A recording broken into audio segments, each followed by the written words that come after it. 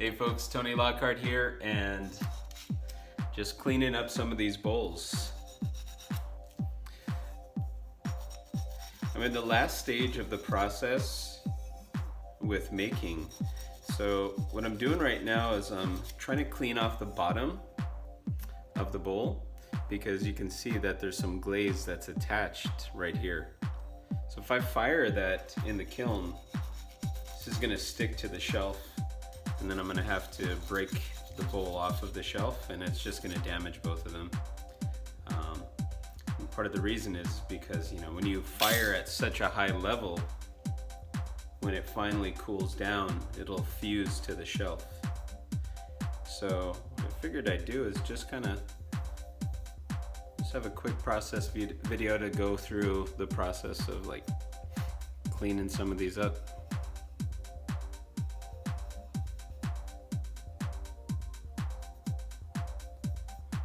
So there are a lot of different ways for you to glaze pottery, and one of the ways that I like to do it, and I try to vary, so there are a lot of different ways to do it, but one of the ways that I do it is I wax the surface right here where my signature is going to be. So there's like a little Lockhart right there. It's wax, so it's really hard to see it. However, then I dip everything else. So the lighting's really bad, but there's a white half dip right here, and on top of that there's a pink, so you can kind of see there's a little bit of an overlap based on that cast shadow. And I know it's hard to catch, but there's a little bit of an overlap. So this is where the white used to end underneath as the pink kind of goes on top. So like I dip one side, let it dry for a day, dip the other side, let it dry for a day. The wax is right there, so I don't have to worry about that part getting covered. But now what I need to do is to go and clean off this little ring. So the way that I do it is I try to scrape off most of it, take a little metal tool, and then after I go back at it with a little sponge, some water, nice and damp, and I'll go and clean that up. So we could do a couple more of these for this YouTube video. Okay, that lighting looks pretty good. Okay, so again, here's a double dipped bowl. There's a little bit of this clay, or not clay, there's a little bit of this glaze residue. So I'm just gonna scrape it off.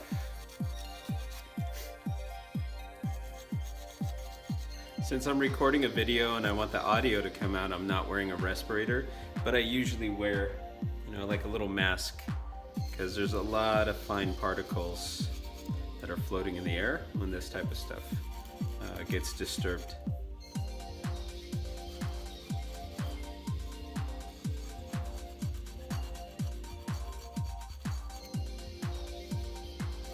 Looking pretty good. Some other times you can see little imperfections on the surface of the bowl, and you know, you want to be aware of where those imperfections are, because if the glaze pools too heavily, it might run, depending on the characteristics of the glaze. So the stuff I use is super stable. It's a cone 5 clay. I don't make it myself, I actually buy it from my suppliers, so they've done all the guesswork and they've tested it, so it's really stable. It doesn't run, or at least these two particular glazes don't. So this one is a nice blue on top of a white.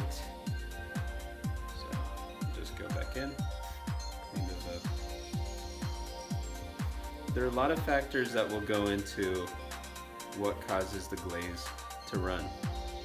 The application of the glaze can be part of it. For instance, if you go too thick on the surface. I would say the shape of the vessel. So, you know, if you've got a bowl and it kind of caves downwards and gravity is aiding, you know, the glaze to slide down the surface, that would help it crawl or, you know, run just a bit. So what was that? That was application. That was the geometry of the shape. Another factor is like if you overfire something. So if you your kiln is running too hot, the glaze is formulated in a certain way. So like there's this stuff called flux. The flux will cause a change to happen. So if there's too much flux, or if you do something where you're out of the firing range of the fluxes that are used, then it's going to cause the glaze to kind of do some stuff. For instance, it will melt a little too much and it will slide down the pot. So these are just things you got to be aware about, especially if you're kind of doing this firing stuff on your own and you're trying to figure it out. Now I'm really lucky because I have a kiln that fires very consistently. I think I've fired it about 20 times by now since I bought it. And the characteristics are really predictable. I know, or I kind of know what's gonna happen. So I don't have that much variation in what I do with how I apply glaze to some of these pieces of pottery. Excuse me. And part of the reason I do that is because I don't want to have any guesswork. I want to be able to predict what's going to happen when I start to glaze some of these things.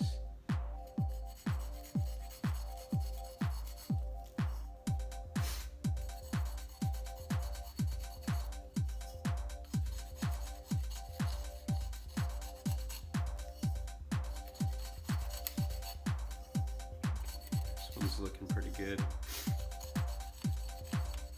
Now, like I said, you want to be able to have some predictability in what you're doing. So I have this really, really tiny foot ring, and in previous firings with different types of clay and different types of glazes, definitely have left much more substantial of a foot ring. That's probably like, you know, 1/8 of an inch, maybe even 1/4 of an inch, depending on the style of the bowl. But this one is about 1/16 of an inch in height. It's really, really shallow, but I know I can get away with this because of the characteristics of the kiln and the way I'm applying the glaze. So, you know, a lot of this stuff is trial and error. You just gotta practice, practice, practice, and figure it out. I feel very fortunate to be able to fire at home. Definitely has not always been the case. Alright, looking good.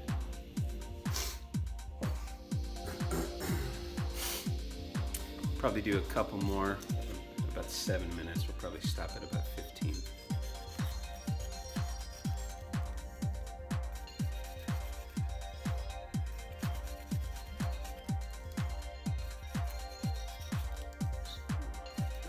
Scraping.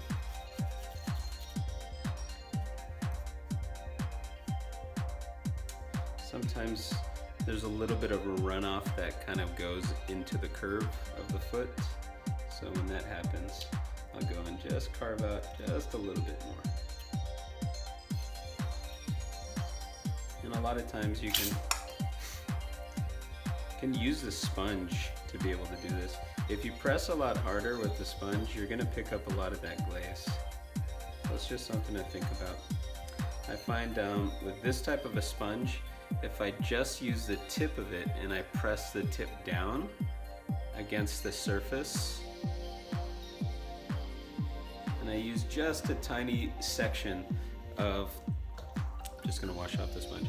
If I just go for a tiny section of contact, I could apply pressure vigorously and it's going to do what I want it to do, which is to clean up, you know, all of that powder off of the surface. But there are other things that I could do too. For instance, there's a screaming baby in the background. That's one of my kids. You can let a little bit of the overlap happen. So if you kind of press down on it, the sponge will deform and it will copy the shape of the vessel that you're pressing it against. I don't know if that makes sense, hopefully it does. So as you do that, you put a little bit of pressure, what it will do is kind of leave like a little tiny lip, kind of right there. So there's a direction change. the bottom section right here and that the side of the vessel is visible, so that will give you a little bit of material to show, and maybe you want that, maybe you don't. So obviously if you put that pressure there, you're gonna want to make sure you do that. So what I would recommend is you try to go all the way around the vessel so it matches, because you don't want to have one side exposed, and if you go to the other side, it's not visible. Okay. So a little bit of cleanup right here. For instance, there's some drippage. There we go. So that little guy right there, that's a result of dipping it into the glaze, and then you kind of shake off the bowl, and then you stand it upright to leave it on the counter, but some of it kind of dribbles down the side. So you can just very, very gently scrape that away, and then you'll have the uniformity that you're looking for.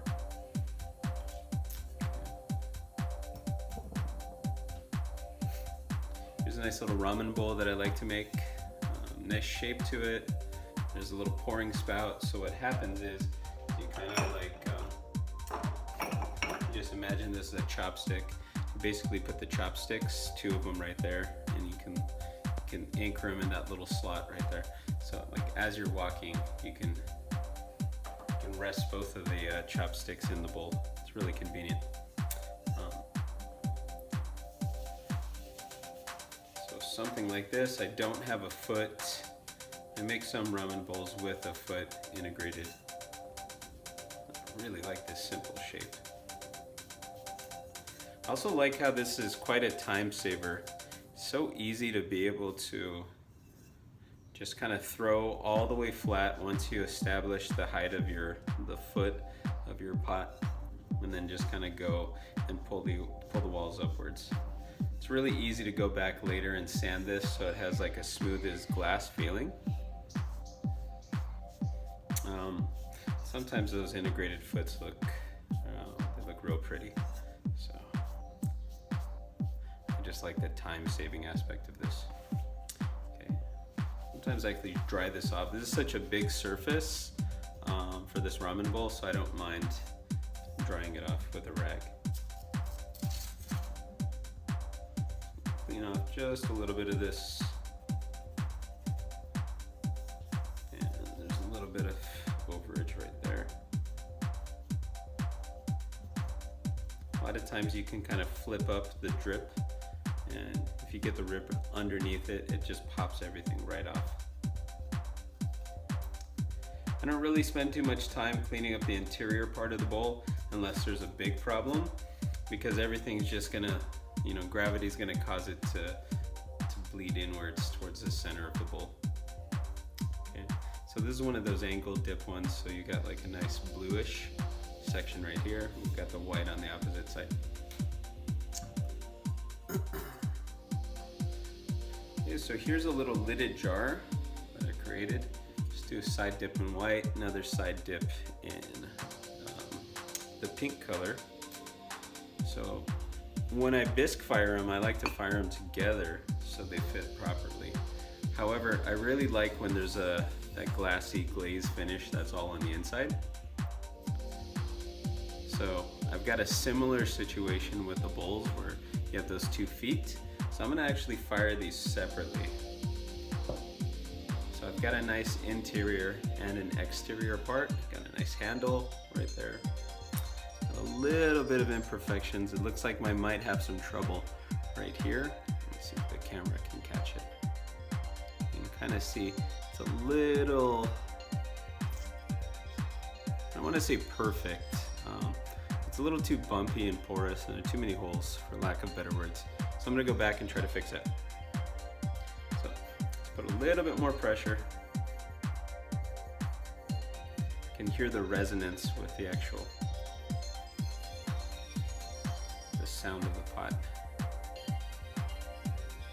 But what's happening is it's picking up a little bit of that glaze, and it's showing the clay that's underneath. It's moving farther up, which is actually okay, because this will allow me to get a nice smooth line, and I can go back and fix those areas where it was a little too bumpy. But also this is just gonna guarantee that the glaze is not gonna crawl in a way that will get this to stick to the surface of the kiln shelf, which is not really what I want.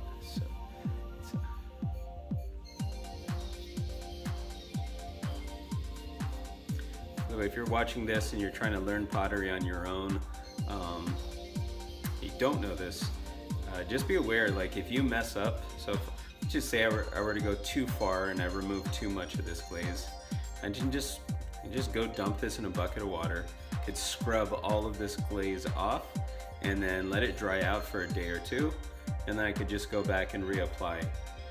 Sometimes there's a little bit of staining that happens depending on how light the color is, but you know, you can always go back and redo it. It's not like everything is wasted. So there we go, there is the lid. This guy should be ready to go. Nice clean line all the way across, inside and outside. And I think I'll just finish with one more. Okay, so here's the bottom part of our lidded jar.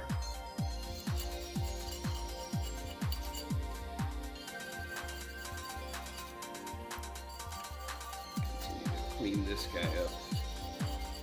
It's got that matching white and pink half dip. I'm going to start throwing some of these with just a flat bottom all the way across. But again, I like how this is just one smooth piece, has a nice profile that kind of sticks outwards. I like how it tapers inwards and it has a nice belly that sticks out. It's just real pretty.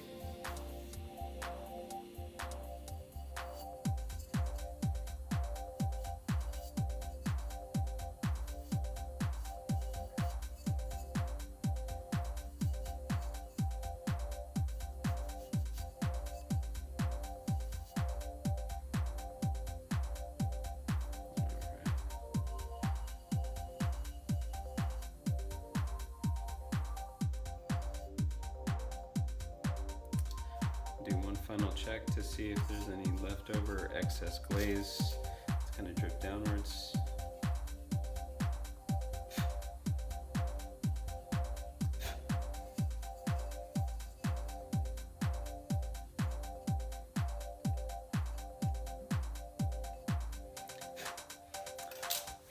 Okay, it looks like we're all set. Got our pink white and our nice little lid. And we're all set. Hey, thanks for watching. You have a good day.